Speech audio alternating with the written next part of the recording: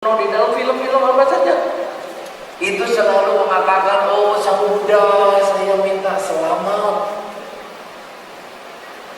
Sehingga akhirnya masyarakat yang bukan Buddhis menganggap agama Buddha ini menjadi penyembah berhala.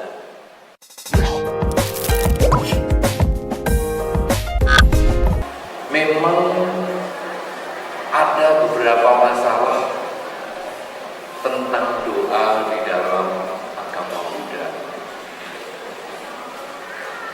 Masalah ini timbul karena seorang umat Buddha agak sulit untuk membedakan antara ajaran Sang Buddha dengan tradisi.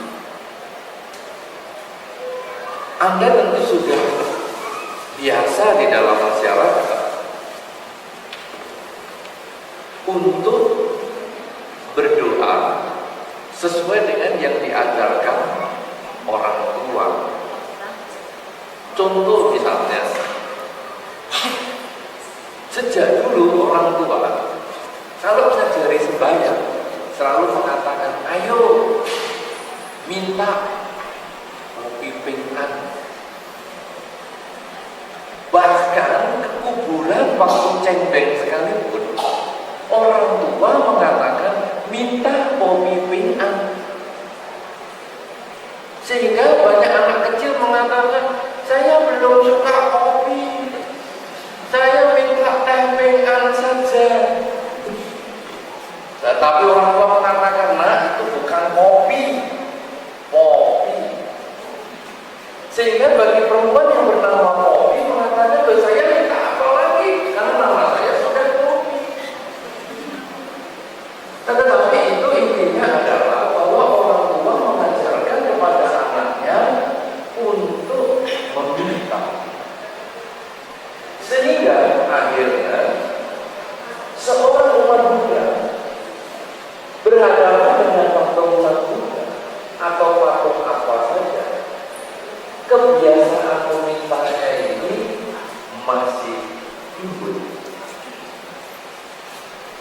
Bahkan di televisi sering sekali kita melihat di dalam film-film silat, di dalam film-film kuno, di dalam film-film apa saja, itu selalu mengatakan, oh Sang Buddha, saya minta selamat.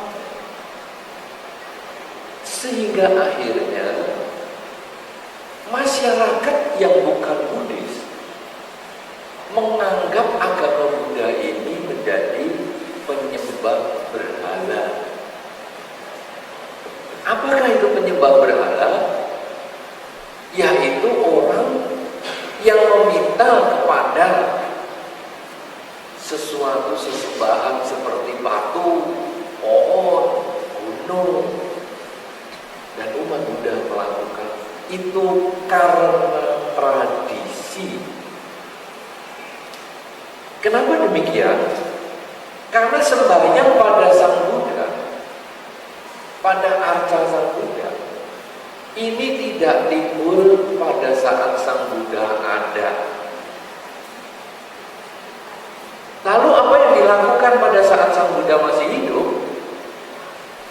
Para umat datang, lalu para umat bersujud,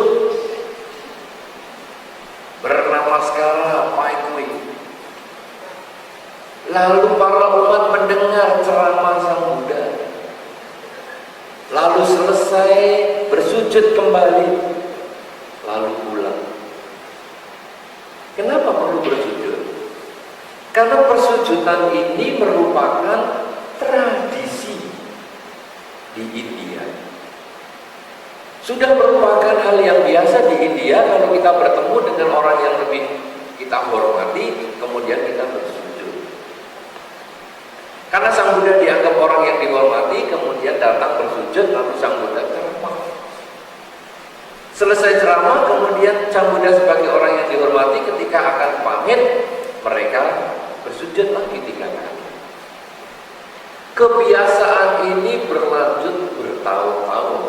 Seperti kita ketahui bahwa Sang Buddha mengajar cukup lama dan bahkan disebut paling lama sebagai guru agama, yaitu 45 tahun. Dan tiap hari orang datang bersujud ceramah, datang bersujud ceramah, datang bersujud ceramah. Begitu Sang Buddha selesai, tidak ada meninggal dunia, umat yang masih kangen datang bersujud, tapi di tempat yang kosong. Tapi pokoknya datang bersujud, diam, duduk meditasi, merenungkan khotbah Sang Buddha. Sudah selesai puas, bersujud, pulang. Datang lagi bersujud, merenungkan lagi, bermeditasi, khotbah Sang Buddha apa saja yang pernah didengar, kemudian selesai bersujud, pulang. Lama, akhirnya bersama-sama datang bersujud, lalu mengulang khotbah Sang Buddha. Nah, setelah mengulang khotbah Sang Buddha, kemudian selesai bersujud lagi, pulang. Jadi sebetulnya seorang umat Buddha ketika di depan altar Sang Buddha, dia tidak meminta apa-apa, tapi mengulang khotbah Sang Buddha. Lalu yang minta itu bagaimana? Yang minta itu pengaruh tradisi. Jangan kata patungnya para dewa bahkan Sang Buddha, ke kuburan saja minta. Bapak, mama almarhum minta kopi pengan, engkau pak cong minta kopi pengan. Itu apalagi para dewa itu dimintai. Nah, padahal itu adalah tradisi. Agama Buddha adalah berisi perenungan. Kemudian patung Sang Buddha ini juga muncul belakangan. Patung Sang Buddha tidak dibuat ketika Sang Buddha masih ada. Buktinya, ada tak buktinya? Tahu buktinya Sang Buddha patungnya tidak dibuat waktu Sang Buddha masih hidup? Tahu buktinya? Tahu? Apa buktinya?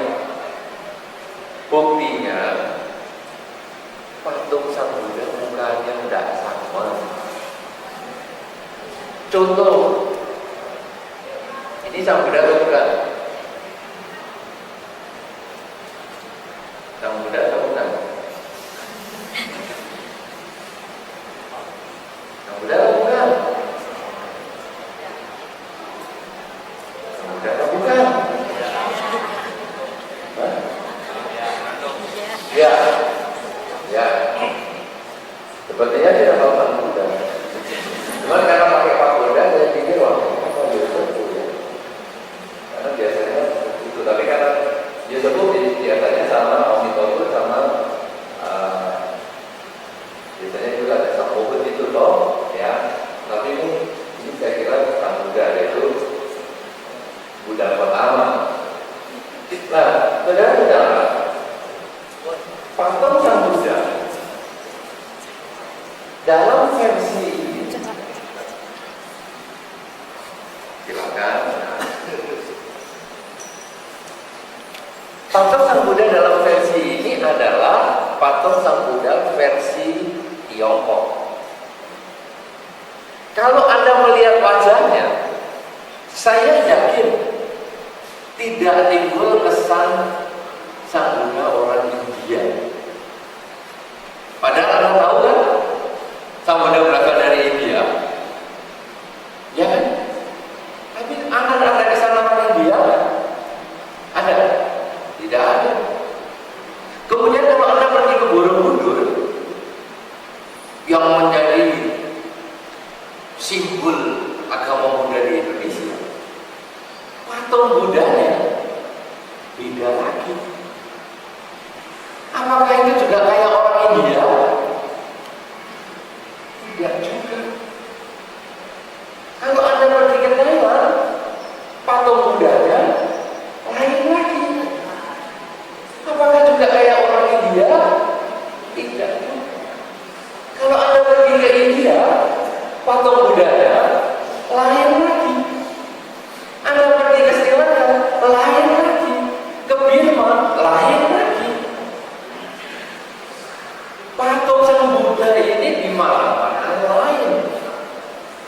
demikian, patung Sang Buddha bukan foto Sang Buddha. Kalau gambar Anda diambil di sini, bentuknya begitu. Diambil di rumah, bentuknya begitu. Diambil di puncak, bentuknya begitu. Diambil di puncak rumah, bentuknya pucuk. Karena takut. Tetapi yang jelas muka Anda mirip. Tapi kalau Sang Buddha tidak ada yang mirip. Kenapa? Karena patung Sang Buddha dibuat setelah Sang Buddha wafat. Dan itu bukan foto Sang Buddha, tetapi melambangkan kebudayaan. Apa itu lambang kebudayaan? Misalnya kepala menonjol. Ini banyak yang salah. Dikiranya, oh itu contohnya orang India, gelungan, bersanggul, berbonde. Tidak. Kepala Sang Buddha yang menonjol itu menunjukkan bentuk kepalanya. Memang bentuk kepalanya tinggi. Kalau Anda pegang baik-baik, coba Anda pegang bulu penanda, lalu Anda pegang dari kuping kiri ke kuping kanan arahnya, coba Anda gosok. Ayo sekarang digosok.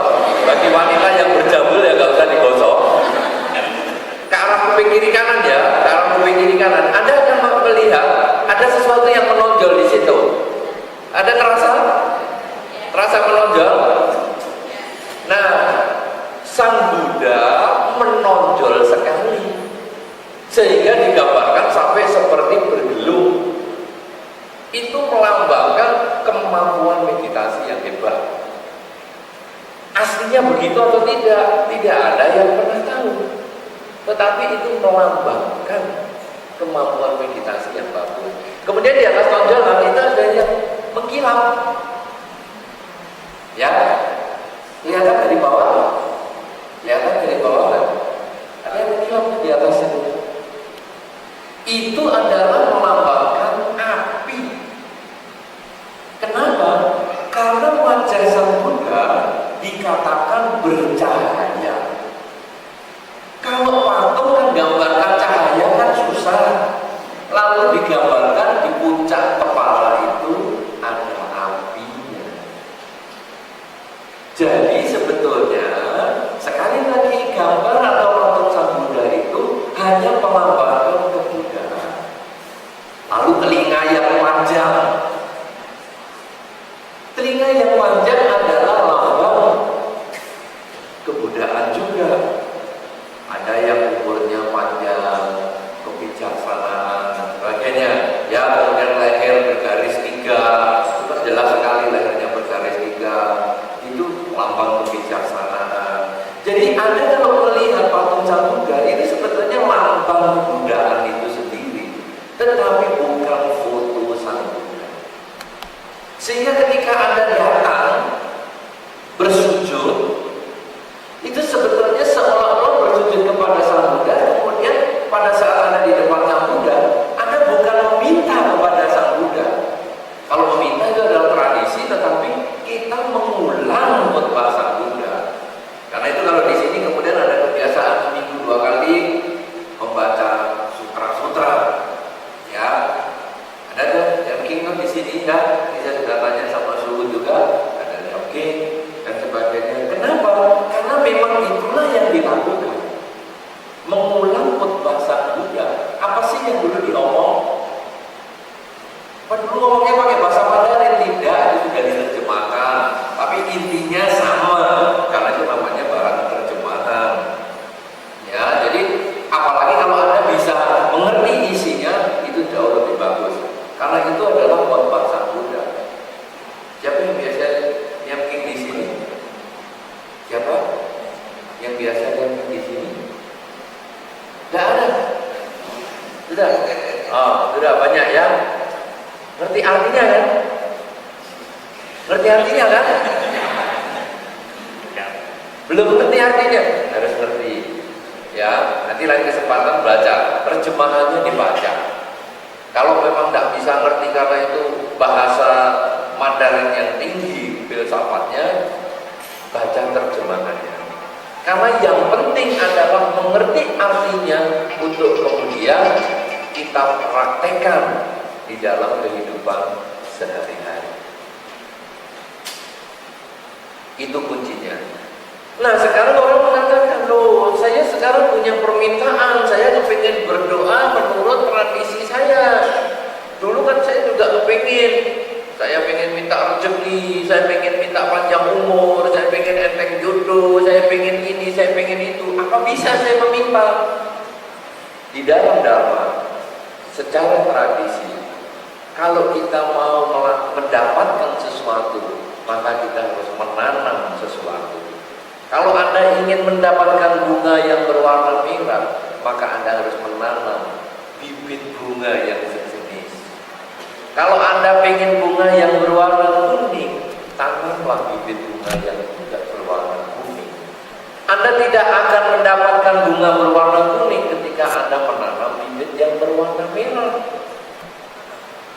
Ketika Anda ingin misalnya banyak rezeki, maka Anda harus menanam rezeki juga. Loh, apa itu menanam rezeki? Misalnya, tadi saya sudah tanya kepada suku juga, apa yang kegiatannya di sini dilakukan. Oh, katanya sering bakti sosial kemana-mana ya, ke panti asuhan dan sebagainya. Itu adalah menanam kebajikan, yang itu bisa kita arahkan kebajikan itu untuk harapan kita. Setelah Anda membaca Quran, yakin misalnya, kemudian Anda mengucapkan tekad. Semoga dengan kebaikan yang saya lakukan ini, dengan yakin dan tadi pergi ke panti asuhan ini, semoga akan membuahkan kebahagiaan dalam bentuk rezekinya banyak. Kemudian function, sering melepas makhluk. Tadi juga menjadi kegiatan rutin di sini. Kemudian Anda juga bertekad, semoga dengan saya melepas makhluk ini, saya pun terlepas dari kesulitan sebab bermacam-macam masalah. Jadi, Anda menanam pelepasan makhluk, Anda pun akan terlepas dari kesulitan. Anda memberikan rezeki kepada yayasan sosial tersebut, maka Anda pun akan mendapatkan rezeki pula. Kalau Anda sembahyangnya khusyuk, wah, hafal semua segala macam doa, tetapi kelakuannya jahat, maka sulit untuk mendapatkan apa yang Anda inginkan. Tetapi kalau Anda suka sembahyang, kemudian Anda juga kelakuannya baik, itu yang akan memberikan manfaat untuk kehidupan kita. Oleh karena itu, saudara-saudara, sebagai pembukaan ini, doa di dalam Buddha Dhamma, doa di dalam agama Buddha, nomor satu, isinya bukan permintaan. Isinya adalah mengulang khutbah Sang Buddha.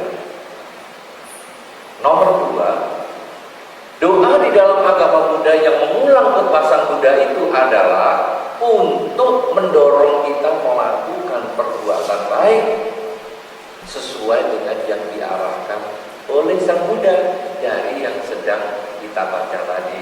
Oleh karena itu, waktu kita membaca Parita atau membaca sutra, jangan sampai kita tidak mengerti artinya karena kita melewatkan satu ajaran yang sangat luhur.